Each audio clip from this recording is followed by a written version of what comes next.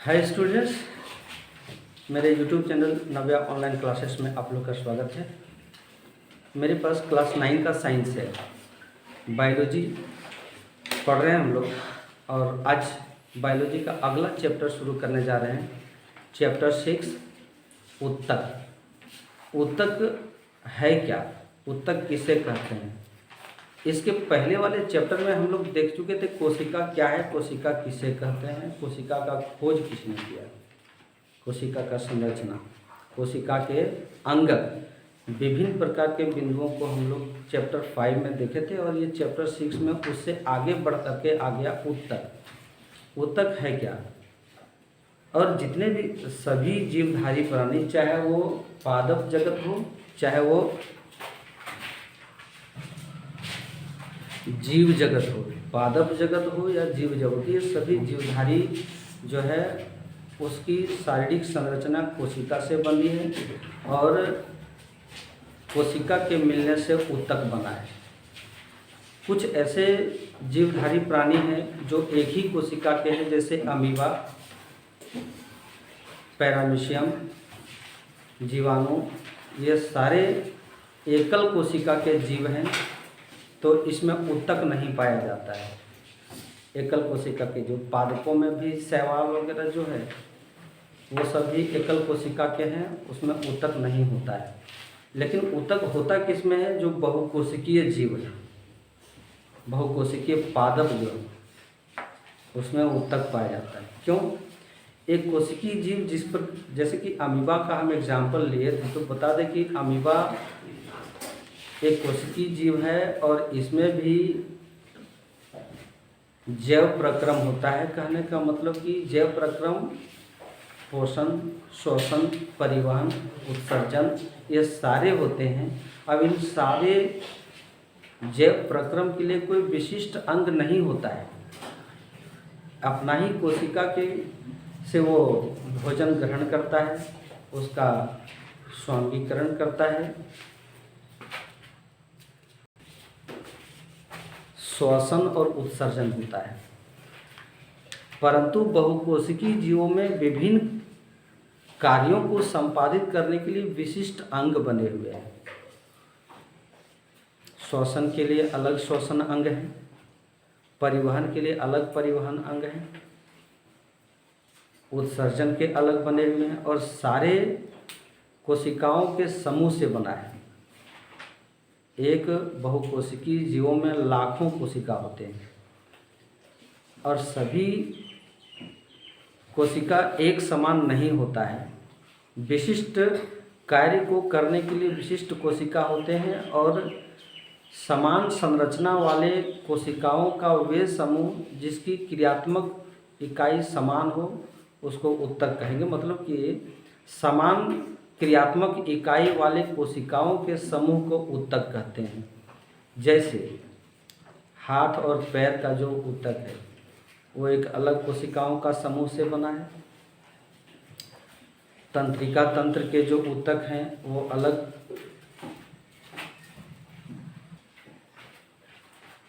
उसी प्रकार तंत्रिका तंत्र के जो ऊतक है उसके कोशिकाओं का गुणधर्म अलग है, परिवहन का अलग, उत्सर्जन का अलग है। तो कहने का मतलब कि बहुकोशिकीय जीवों में सभी भिन्न भिन्न क्रियाओं को संपादित करने के लिए भिन्न भिन्न प्रकार के ऊतक बनाए गए हैं, और ये भिन्न भिन्न प्रकार के ऊतक भिन्न भिन्न कोशिकाओं का समूह है। नहीं तो सबसे पहले हम लोग यहाँ जानेंगे कि ऊतक क्या है। ऊतक क्या है? ठीक है, टिश्यूज उसको बोलते हैं। तो फिर से हम देख लें कि ऊतक किसे कहते हैं। कहता है कि समान क्रियात्मक इकाई के कोशिकाओं के समूह को ऊतक कहते हैं। मतलब कि जो विशिष्ट कार्य करते हैं, बहुकोशिकीय प्राणी की बात कर रहे हैं, और उन क्रियाओं को करने के लिए अलग अलग अंग बने हुए हैं, और उन सभी अंगों का निर्माण जो हुआ है वो समान गुणधर्म वाले कोशिकाओं के समूह से बना है। तो ठीक उसी प्रकार दूसरा परिभाषा लिखा कि समान उत्पत्ति तथा समान कार्यों को संपादित करने के लिए करने वाली कोशिकाओं के समूह को ऊतक कहते हैं। ये दो परिभाषा हम यहाँ पर लिखे हैं ऊतक का। और अब बताया गया कि ऊतक पादपों में भी होता है और प्राणियों में भी होता है। इसका मतलब है कि एक जंतु ऊतक होता है और एक पादप ऊतक होता है। नहीं,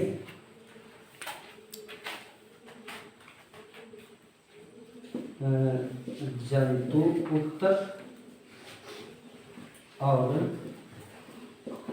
पादप ऊतक अलग अलग होते हैं। दो ऊतक, जंतु ऊतक और एक पादप ऊतक, सॉरी ऊतक हम बार बार मिस्टेक करते हैं, ऐसे लिखा गया ऊतक होते हैं। अब हम लोग आते हैं पादप ऊतक और जंतु ऊतक में अंतर। पादप ऊतक और जंतु ऊतक पहले बोले कि एक समान नहीं होता है, अलग अलग बने होते हैं। तो किस तरीके से ये हमारे लिए अंतर है? हम लोग सबको जानते हैं कि पेड़ पौधे स्थिर होते हैं, लेकिन जीवधारी प्राणी अपने साथी के खोज में, अपने भोजन के तलाश में या फिर अन्य कारणों से विचरण करते रहते हैं, गति करते रहते हैं। उसी प्रकार पौधों की जो ऊतक है वो बड़ी मात्रा में सहारा प्रदान करने वाले ऊतक होते हैं। जंतु ऊतक में सहारा प्रदान करता है लेकिन कम सहारा प्रदान करता है, पूर्ण रूपेण नहीं। तीसरा अंतर लिखा है कि यह ऊतक प्रायः मृत कोशिका का बना होता है। पादप ऊतक मृत कोशिका का बना होता है, लेकिन जंतु ऊतक जो होते हैं वो जीवित कोशिका के बने होते हैं। नहीं, ठीक है। तो जैसे कि अगर पेड़ को हम काट देते हैं तो उसका एक भाग को जहाँ रखें वो उसी तरह रह जाएगा, लेकिन जब हम लोग मुर्गा काटते हैं या पठरू काटते हैं तो उसका जो कोशिका थोड़े देर तक फक फक फक फक करते ही रहता है। इसका मतलब उसका कोशिका अभी भी जीवित है। नहीं, मानवों जब कभी कोई एक्सीडेंट वगैरह हो जाता है तो उसके जो आंतरिक पार्ट है, जिसको हृदय है, जिसको कोशिका किडनी है या कोई और बहुत सारा चीज़ है, निकाल लिया जाता है तो वो भी तो कोशिका का ही बना हुआ है। वो जीवित कोशिका है, इसलिए तो उसको फिर से रखा जाता है और फिर दूसरे व्यक्ति में उसको प्रत्यारोपित किया जाता है ना, तो जीवित कोशिका का बना होता है। लेकिन पौधों की जो कोशिका होते हैं वो, पौधों की जो ऊतक होते हैं वो मृत कोशिका का बना होता है। एक चीज़ है। फिर कहता है कि इसमें कम ऊर्जा की आवश्यकता होती है, क्योंकि इसको ये प्रकाश संश्लेषण की क्रिया के द्वारा अपना भोजन स्वयं संश्लेषित कर लेता है ना, तो इसके लिए कम ऊर्जा की आवश्यकता होती है। लेकिन जो दूसरे जीव या दूसरे पेड़ पौधे पर आश्रित है अपना भोजन करने के लिए, उसको तो अधिक ऊर्जा चाहिए ना, तो उसमें इस ऊतक में, जंतु ऊतक में अत्यधिक ऊर्जा की आवश्यकता होती है। तो इस प्रकार जो हुआ है वो पादप ऊतक और जंतु ऊतक में अंतर कहलाया कि यह गति नहीं करते, सीधा खड़ा रहता है। ठीक है ना, और यह गति करते हैं और सीधा भी खड़ा भी हो सकता है और झुक भी सकता है। पौधों में भी झुकने का भी है, उसमें भी झुकता है, लेकिन जो बुक में दिया हुआ अंतर वो इस प्रकार है कि वो गति नहीं करते और सीधा खड़ा रहता है। यह पौधों को बड़ी मात्रा में सहारा प्रदान करता है, स्ट्रेट रहता है, बिना सपोर्ट का वो सीधा खड़ा रहता है। जंतु ऊतक सपोर्ट के द्वारा ही उसको सीधा खड़ा रखने के लिए हमारे शरीर में कंकाल बने हुए हैं, और कंकाल उसको क्या करता है कि सीधा खड़ा रखने में ऊतक को मदद करता है। जबकि पेड़ पौधों में सीधा खड़ा रहने के लिए उसका कोई कंकाल नहीं होता है कि नहीं। तो इस पॉइंट को तुम याद रखोगे और इसको याद रखोगे, अंतर अपने आप हो जाएगा। यह ऊतक प्रायः मृत कोशिका का बना और यह जीवित कोशिकाओं का समूह है। इसमें कम ऊर्जा की आवश्यकता, उसमें अत्यधिक ऊर्जा की आवश्यकता होती है। यह दो ऊतक पादप और जंतु ऊतक के बारे में देखें।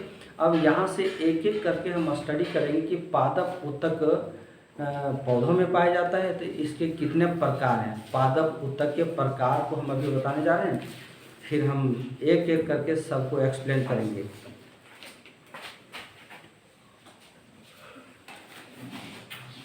पादप ऊतक के प्रकार, सबसे पहले मुख्य रूप से पादप ऊतक के दो प्रकार, शोर नहीं करोगे, द्योतक एक हो गया और एक हो गया तुम्हारा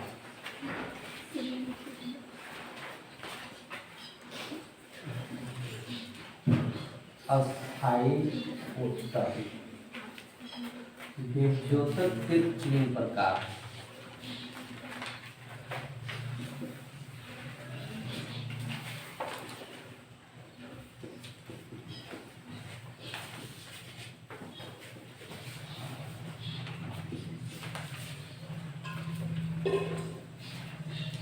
शीर्षस्थ द्योतक,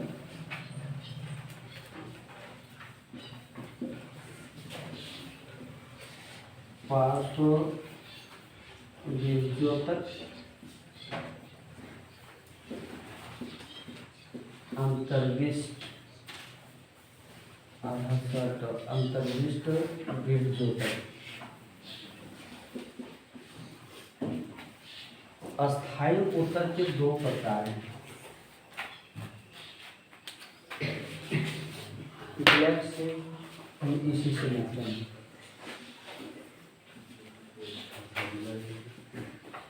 एक है कि सरल अस्थायी ऊतक और इधर है जटिल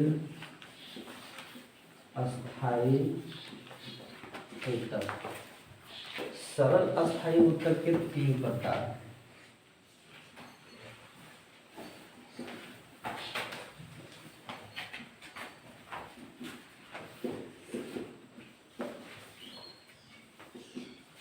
पैरेन्काइमा,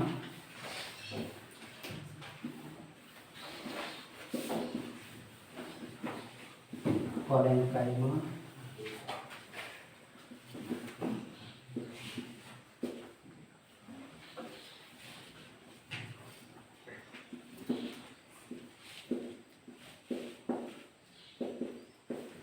स्क्लेरेन्काइमा। ये ठीक से लिखना चाहिए, स्क्लेरेन्काइमा।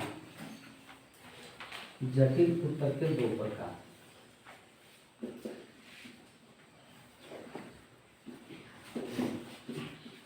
जाइलम ऊतक और ये फिलोएम ऊतक। देखो ये पादप ऊतक के ये प्रकार जो लिखा है ना, वो सब को एक एक करके हमको बारी बारी से देखना होगा। पादप ऊतक मुख्य रूप से दो प्रकार के, एक विभज्योतक और दूसरा अस्थायी ऊतक।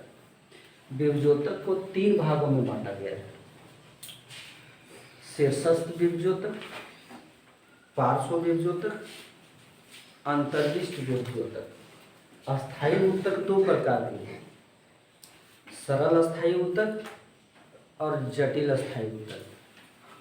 सरल अस्थायी ऊतक को तीन ग्रुप में डिवाइड किया है 9th क्लास के इस साइंस बुक में। पहला है पैरेन्काइमा, दूसरा कोलेन्काइमा और तीसरा स्क्लेरेन्काइमा। ये हो गए सरल अस्थायी ऊतक के प्रकार। जबकि जटिल अस्थायी ऊतक जो हैं वो दो प्रकार के होते हैं, जाइलम ऊतक और एक दूसरा फ्लोएम ऊतक। तो ये चीज देख ली पादप ऊतक के प्रकार और वर्गीकरण। अब एक एक करके सबसे पहले हम विभज्योतक को देखेंगे और विभज्योतक में से इन लोगों का क्या कार्य है उसको हम एक एक करके देखेंगे। उस प्रकार इसी प्रकार टोटल को देख करके फिर जंतु ऊतक की ओर आएंगे और उसमें इसका प्रकार बताएंगे।